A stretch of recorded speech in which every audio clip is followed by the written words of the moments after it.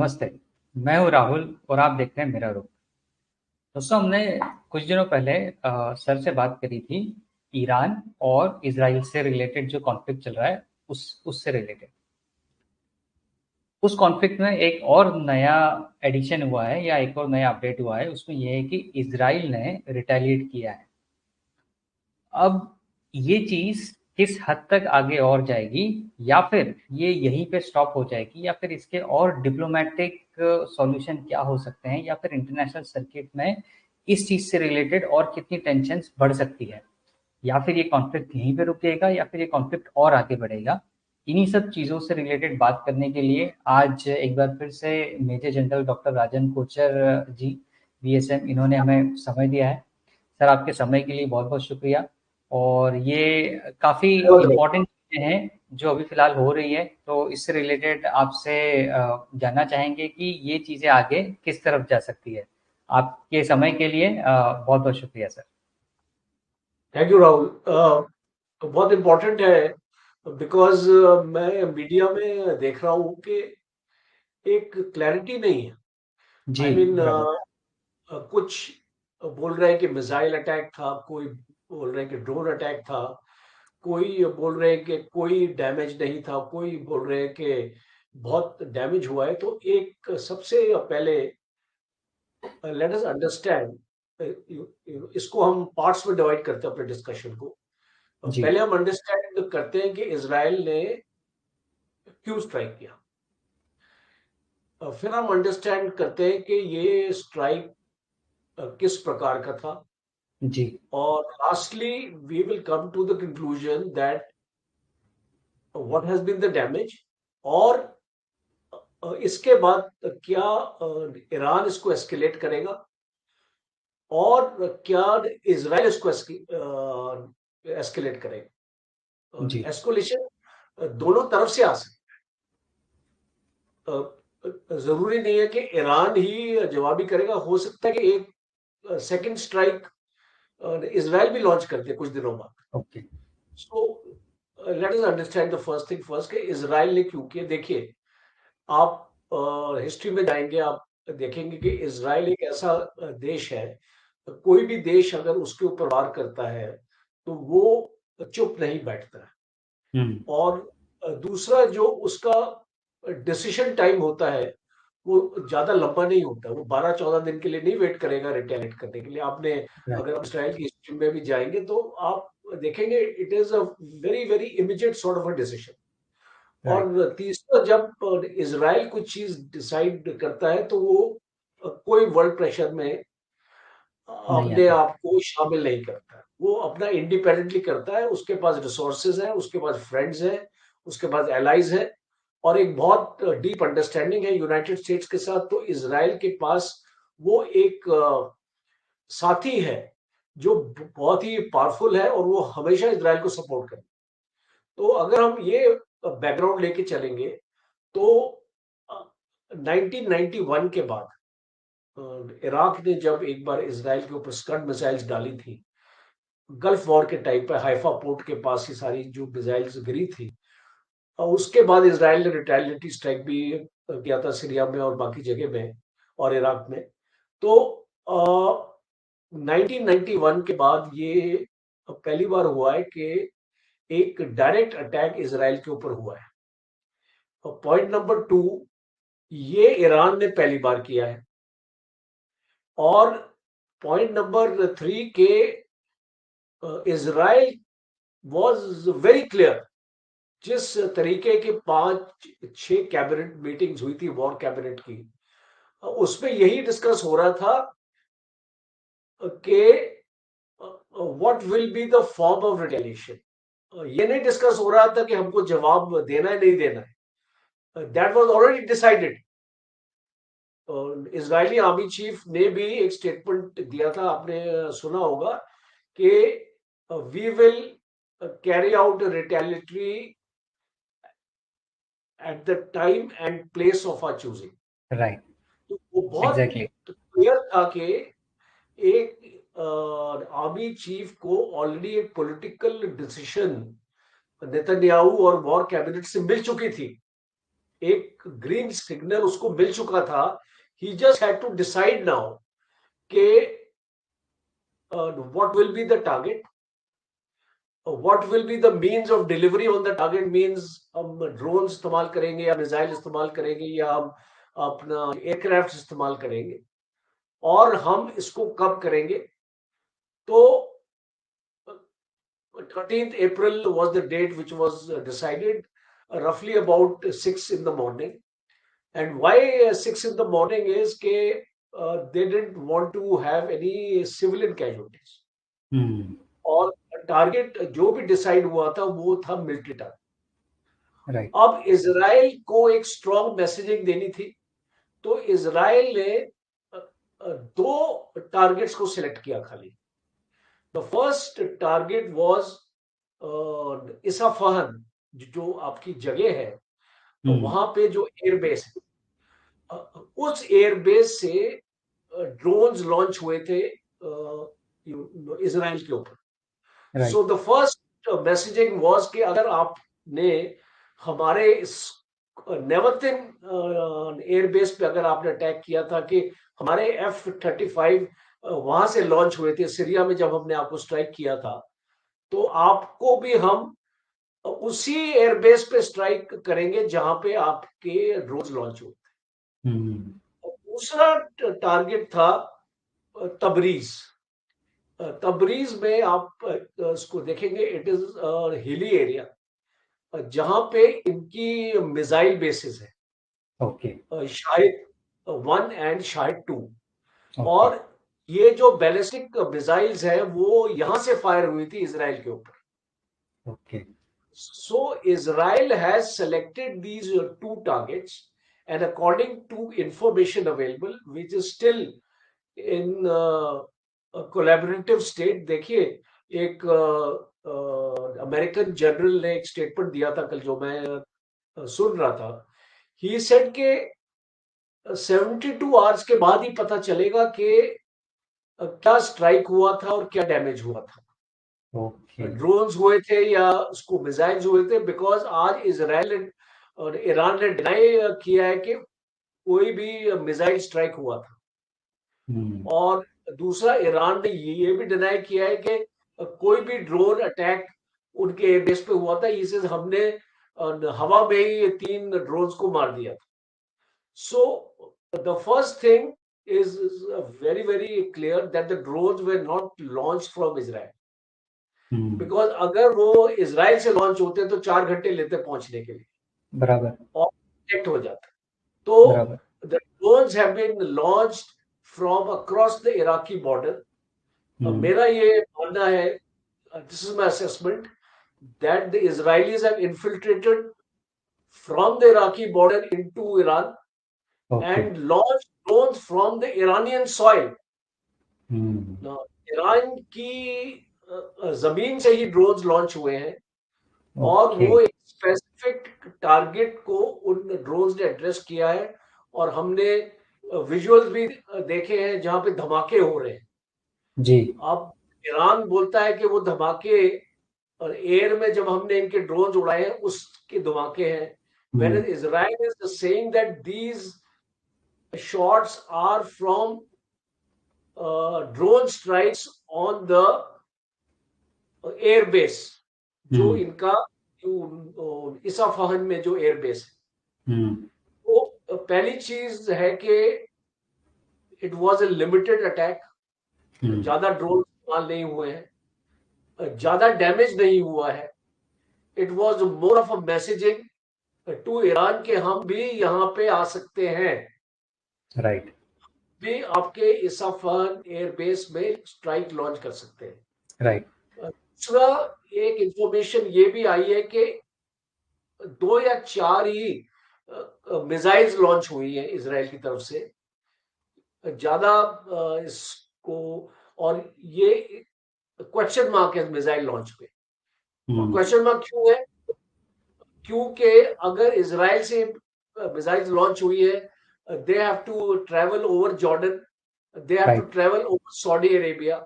ये दोनों air space के ऊपर से अगर जाना पड़ेगा, और अगर जॉर्डन ने अलाउ कर दिया और सऊदी अरेबिया ने अलाउ कर दिया, तो जॉर्डन और सऊदी अरेबिया ने ईरान को क्यों नहीं अलाउ किया सही जब बात है। ईरान के मिसाइल्स लॉन्च हुए थे उस टाइम पे? तो ये एक कॉन्फ्लिक्ट हो जाएगा मुस्लिम नेशंस के बीच में। राइट। तो इसीलिए मुझे ऐसे लगता है आने वाले वक्त में एक कंक्लूजन हमको ये मिलेगा that there were no missiles and it was purely a drone attack okay. And on a limited target hmm. Without any escalatory intention. Hmm. It was basically कि आपने हमला किया और हमने उसका जवाब दे दिया। राइट। और और ये, हाँ, हाँ, और सर हाँ, अगर मैं ईरान के अटैक को भी अगर मैं थोड़ा क्लोजली देखूं और मैं अगर इसराइल के अटैक को भी क्लोजली देखूं, तो मुझे दोनों अटैक जो है ये सिंबॉलिक अटैक लगते हैं। राइट। क्योंकि ईरान भी एक एक एक बस एक मैसेज देना चाहता था इसराइल को कि हम ऐसी कोई चीज कर सकते हैं, क्योंकि उसका ना तो इंटेंशन वहां पर कोई बहुत ज्यादा लेटरल डैमेज करने का था। और सिमिलरली इसराइल की भी स्ट्राइक को अगर देखा जाए तो वो भी एक सिंबॉलिक अटैक था ईरान को मैसेज देने के लिए कि हम ऐसी चीज कर सकते हैं। You are absolutely right, it was more like a fixed match right. And none of the nuclear facilities. आपको मैं बता दूं, फाहन में एक रिसर्च सेंटर है न्यूक्लियर का, राइट। जिसमें ईरान के 3,000 न्यूक्लियर साइंटिस्ट काम करते हैं and it's a very very strong target अगर उसके ऊपर अटैक होता।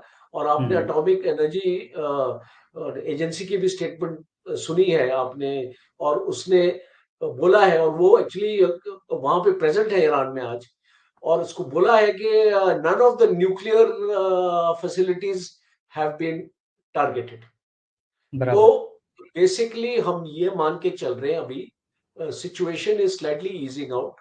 हम ये मान के चल रहे हैं कि आने वाले वक्त में शायद हम और कोई स्ट्राइक ना देखें। Hmm. But in geopolitical situation, especially जहां पे ईरान और इसराइल इन्वॉल्व है और जहां पे यूएस का इंटरेस्ट है, और आपने देखा है कि पुतिन ने भी स्टेटमेंट दिया है अमेरिका को कि you be away from this, right. because if you get involved in this, then we are also getting involved. Right. So this will escalate into a super power war. Hmm. और एक बार ये start हो जाएगा, then of course there is no going back right. And both nations know it. और US का exactly. भी interest नहीं है एस्केलेशन में, because elections are due and all this things are happening. तो मुझे अभी हाल फिलहाल ये लग रहा है, इस सिचुएशन को अगर मैं रिव्यू करूं और मैं इसको असेस करूं, कि हम इसके बाद कुछ महीनों तक शायद कोई एस्केलेशन नहीं देखेंगे। Right. But still we can never be 100% certain. Absolutely. There is always a probability that Israel may go on a strike once again. Hmm. So you can't rule it out, especially with Netanyahu being there, and he wants this war to be prolonged because he knows कि अगर ये लड़ाइयाँ खत्म हो जाएंगी तो उसका future uncertain है, राइट। और उसके अगेंस्ट केसेस भी हैं, करप्शन चार्जेस भी है, इलेक्शन में भी हारने के चांसेस हैं, और अगर वो हार जाता है तो शायद वो जेल भी जा सकता है। तो ये हम्म। सारी चीजों को भी हमको फैक्टर करना पड़ेगा कि इसको नेतन्याहू की सोच के ऊपर कि आगे वो क्या सोच है। राइट। सर इन चीज़ों का जो अभी फिलहाल इसराइल जो है वो गाजा में जो इंगेज है, उस कॉन्फ्लिक्ट के ऊपर कितना असर पड़ेगा? क्या वो कॉन्फ्लिक्ट भी कहीं नियर फ्यूचर में रुकता हुआ दिखेगा या फिर वो और एक्सटेंसिवली आगे बढ़ेगा? देखिए, it is very very clear that Israel strategy is very clear. They have been talks for ceasefire, all the hmm. Talks have failed. Okay. Future talks are very uncertain.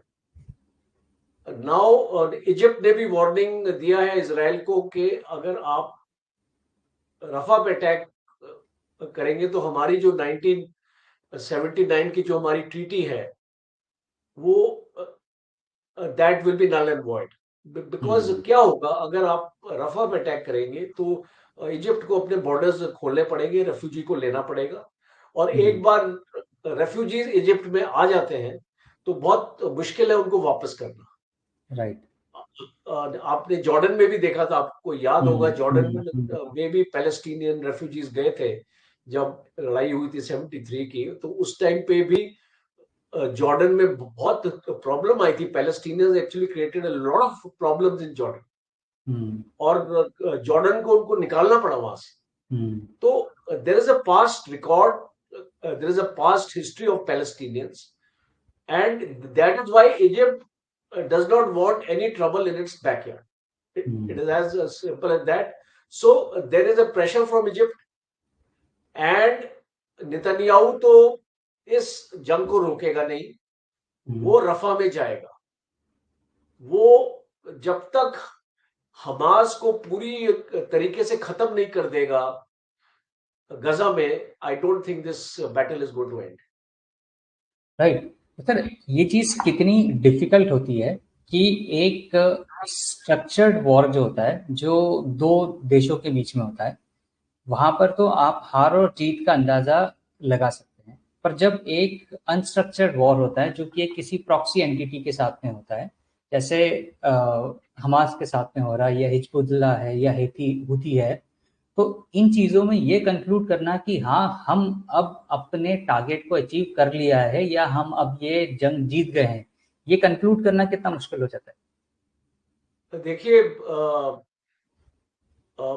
जब Israel ने 300 drones और missiles Iran की रोक दी थी, almost है। 98% या 97% वो strike rate था, तो इसराइल ऑल्सो डिक्लेयर्ड विक्ट्री कि भाई हमने इनकी मिसाइल्स हमने रोक दिए। Hmm. At the same time Iran also declared victory कि हमारी 11 missiles have hit the target, right. and we have been able to penetrate into Israel. We hmm. have shown their air defense systems are not invincible. So hmm. this victory and defeat is a state of mind of each country.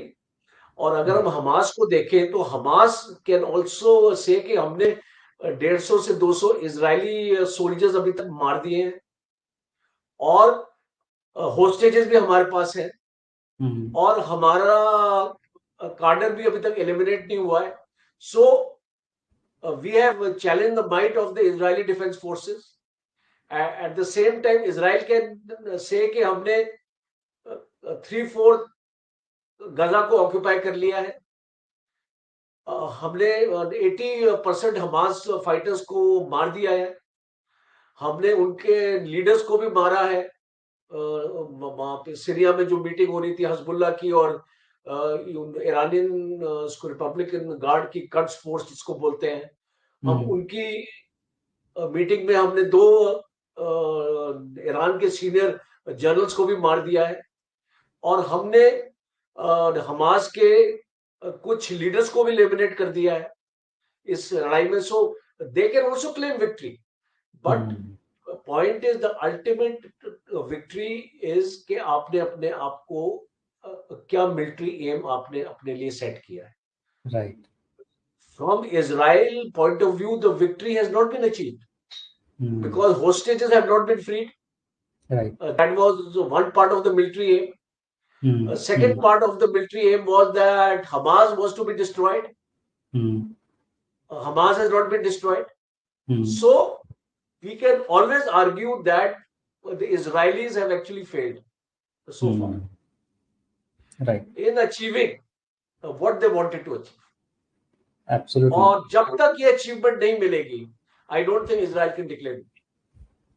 Right. बिल्कुल sir, ऐसा ही है। I am sure, जैसे हम लोग last time भी बात कर रहे थे कि किसी भी तरह का वॉर या इस तरह की सिचुएशन किसी भी कंट्री के लिए, रीजन के लिए और वर्ल्ड के लिए वो एक अच्छी बात नहीं होती है, क्योंकि वो बहुत साल पीछे इकोनॉमिक वाइज प्रोग्रेस को पीछे धकेल देती है। और आज के इस सिविलाइज्ड वर्ल्ड में हमारे प्राइम मिनिस्टर भी कह चुके हैं कई बार कि this is not the era of war.